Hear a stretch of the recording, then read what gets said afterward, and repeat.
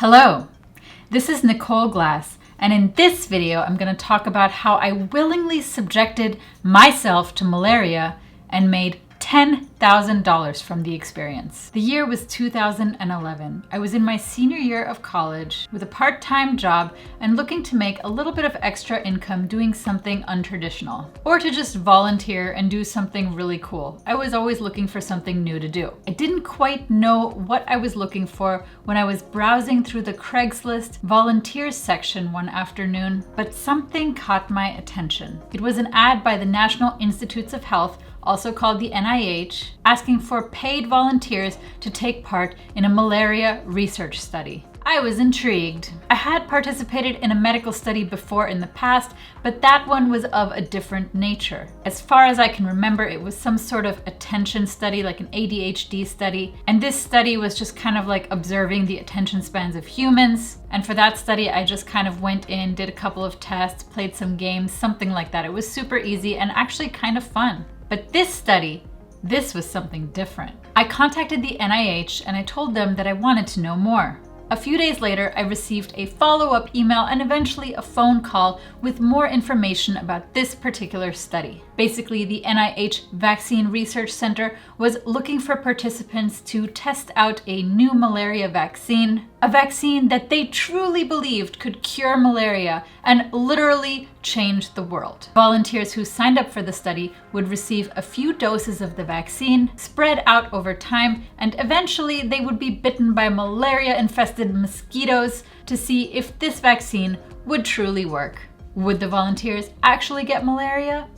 We shall find out. Oh, and side note, the volunteers would also be paid, and they would be paid quite a lot. So naturally, what did I do? I signed up, of course, because at the time I was pretty open-minded and I was a fearless college student with lots of time on my hands. Little did I know how much this decision would affect not only my health, but my career down the road. Side note, at this time I was not a photographer yet and I was definitely not making videos. So to illustrate this story, I'm actually using a combination of stock footage and the few cell phone photos that I have from this time period. So, the study was a long-term one, and it continued for about a year and a half. At first, the visits were pretty simple. I would get my blood drawn, have some basic health checkups, and be determined eligible for the study. I found out what vitamins I was deficient in, what my health was like, and overall I found this to be quite useful. And the payment schedule looked something like this: $175 for a blood draw, $275 for an injection and a blood draw, $350 for a malaria challenge visit and blood draw, $75 per day for an overnight stay, and $75 for clinical visits with no blood draws or any sort of procedures. For a full-time student with a part-time job, this looked pretty amazing. And I thought to myself, hey, there's a good chance I might not even make it to the end of the study, because with these kinds of studies, not everybody who wants to sign up and be a part of it actually gets selected to go through the entire study. There are placebo groups, there are people who get eliminated, there are all kinds of things that happen. Or who knows, maybe I'll end up being completely immune to malaria, one of the first people in the world with complete immunity, and I'll be part of medical history. And if I do get malaria, it's curable, right? Well, let's look at some facts first. And don't worry, once I get through a couple of these medical facts, I will get to the fun stuff. Malaria is a mosquito-borne disease that affects more than 300 million people a year. It appears to have been around since humans migrated out of Africa some 60,000 years ago. The Plasmodium parasite that causes the illness killed an estimated 660,000 people in 2010 alone, most of them children in Africa, a region that accounts for 91% of malaria deaths. With so many people suffering from malaria, scientists have spent a long time trying to find a vaccine for it. One of these is Dr. Stephen Hoffman, former chief of the US Navy's Malaria Research Program. In 2003, he founded a biotech company in Maryland to combat the disease.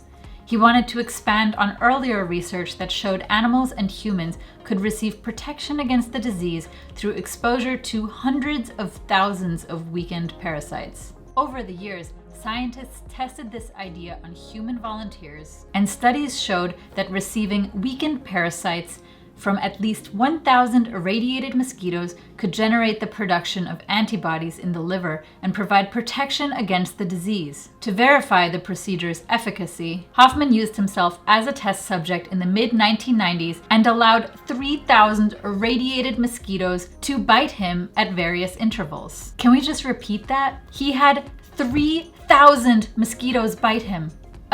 No thank you. In the end, though, he was rendered immune to the disease. And since then, he has dedicated his life to finding a vaccine for malaria. And he's the one that developed the vaccine that personally I received. Of course, subjecting millions of people to the bites of thousands of irradiated mosquitoes is neither practical nor realistic. Plus, not to mention, pretty unpleasant. And the vaccine that was being tested in my study was actually made up of weakened malaria sporozoites, which is basically the first life cycle of a parasite. So I don't want to get too scientific here because I am not a scientist. I am a Google researcher, and I also don't want to bore you. But if you want to read more, check out the link in my description below, which has all that scientific fun stuff. The reason you're probably watching this is because you want the juicy stuff. You want to know if and how I got sick and why the hell I would do that. You probably don't want to know too much about sporozoites, but correct me if I'm wrong. All right, so back to the study. When I signed up, I was part of a group of 57 wonderful people who were all going to receive the vaccine. In the weeks that followed, I heard horror stories from my mom about vaccine studies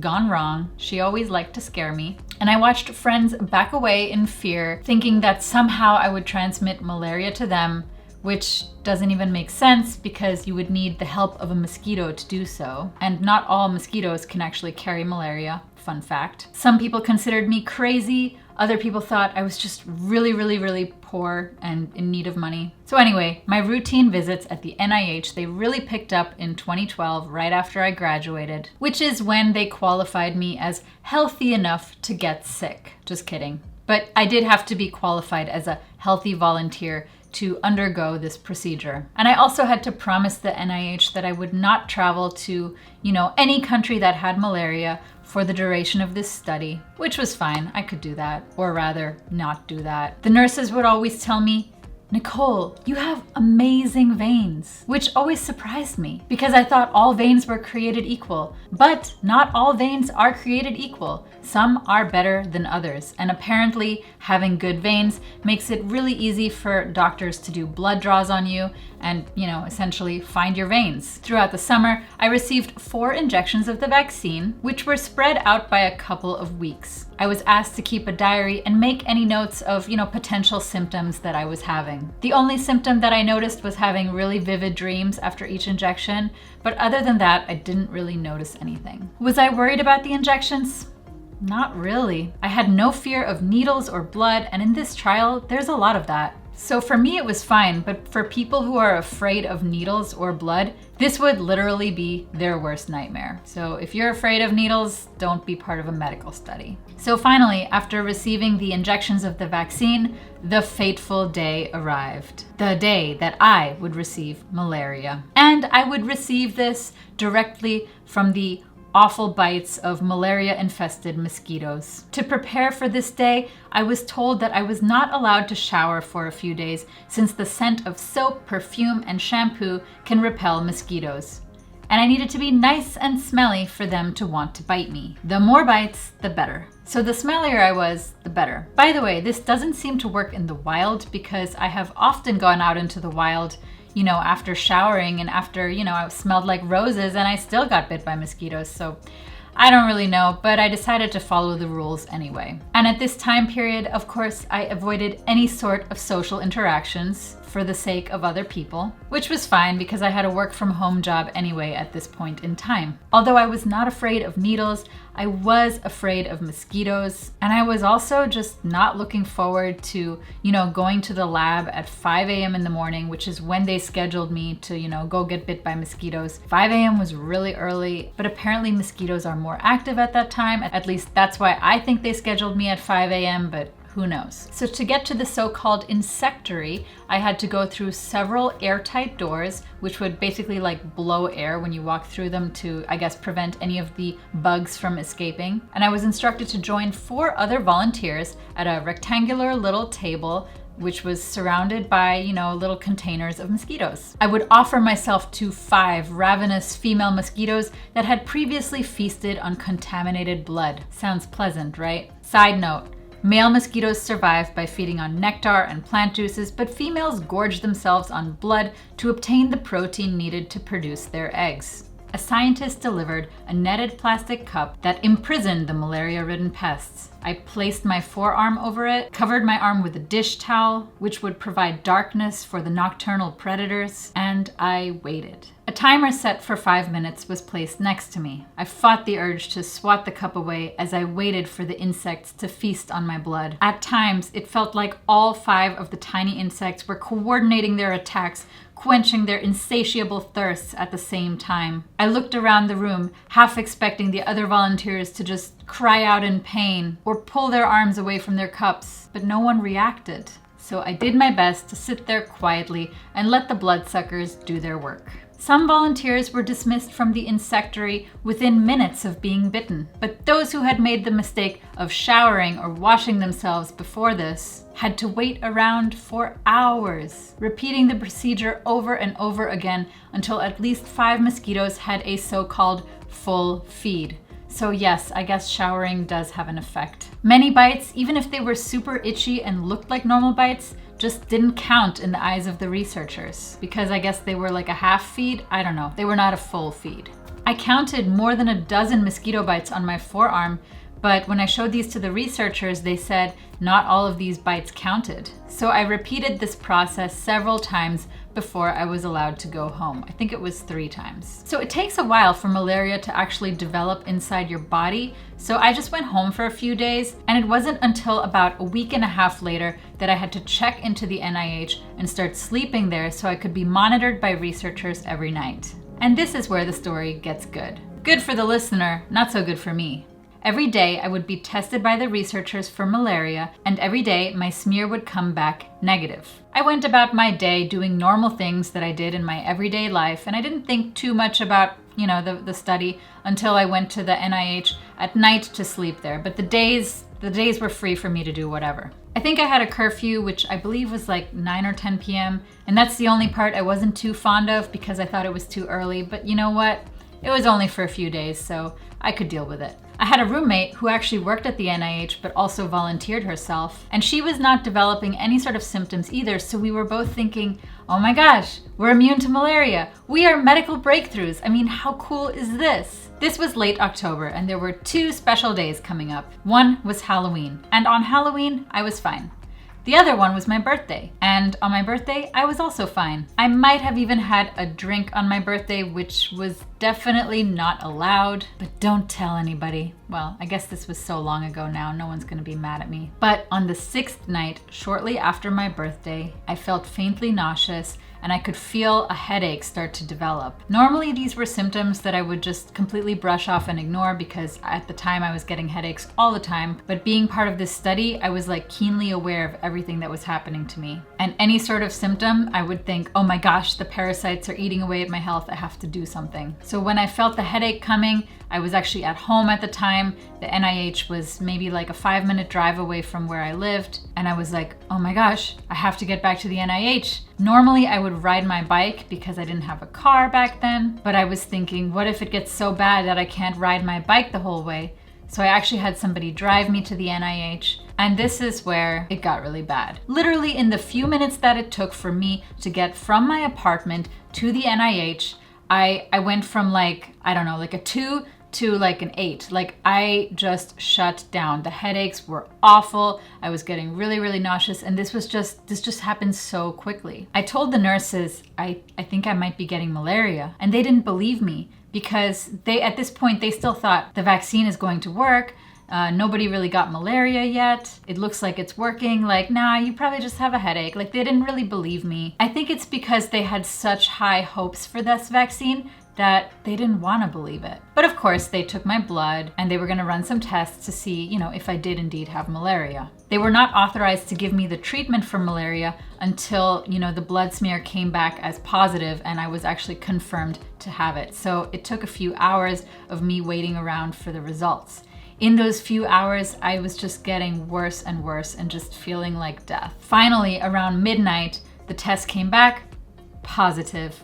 I had malaria. So once the test came back positive, the nurses came and they gave me Malarone, which is a treatment for malaria. But the malaria had already started to do its thing, and the next 8 hours were hell. I went from having a headache to basically feeling so sick that I could barely move. I couldn't think. I was going from hot to cold. I requested extra blankets, and shivering beneath a mountain of heavy blankets pulled up to my eyes, I was convinced that I would never warm up again. Then, seemingly minutes later, I was kicking the sweat-drenched blankets onto the hospital floor as my body was overcome by a burning fever that no amount of ibuprofen could cure. I felt extremely nauseous, and my mind wandered far beyond the corridors where I lay confined to a hospital bed. Throughout the torturous night, I tossed back and forth on the twin-sized hospital bed, seemingly drifting in and out of consciousness as my body remained defiantly awake and suffering. And this was the first time I really asked myself,